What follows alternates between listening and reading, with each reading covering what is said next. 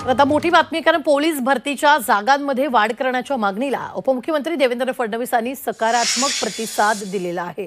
9,000 जागांमध्ये आणखी 3,000 जागा वाढवण्याची मागणी करण्यात आल्याचं आमदार राजेंद्र राऊत यांनी सांगितलं आहे। आचारसंहितेच्या आधीच पोलीस भरती प्रक्रिया पूर्ण करावी अशी ही मागणी आमदार राऊत यांनी केली आहे।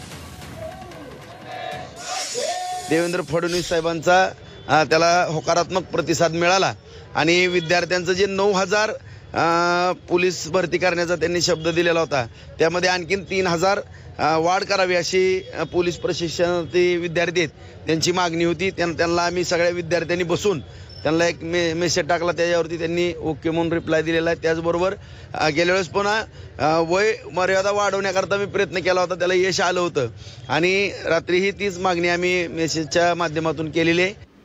अशा प्रकारे पोलीस भरती संदर्भात लवकरच GR येण्याची शक्यता आहे। त्यामुळे 2024 जेवढे काही पेपर झाले संपूर्ण पेपरचं विश्लेषण आपल्या चॅनलवर उपलब्ध आहे, त्यामुळे प्लेलिस्ट जाऊन तुम्ही संपूर्ण विश्लेषण पाहू शकता, ज्यामुळे येणाऱ्या भरतीमध्ये याचा नक्की फायदा होणार आहे। आणि तसेच पोलीस भरती संदर्भात सर्व अपडेट्स तुम्हाला लवकरात लवकर मिळण्यासाठी चॅनलवर नवीन असाल तर नक्की लाईक आणि सबस्क्राईब करून ठेवा, ज्यामुळे सर्व महत्त्वपूर्ण अपडेट आपल्या चॅनलवर देत असतो।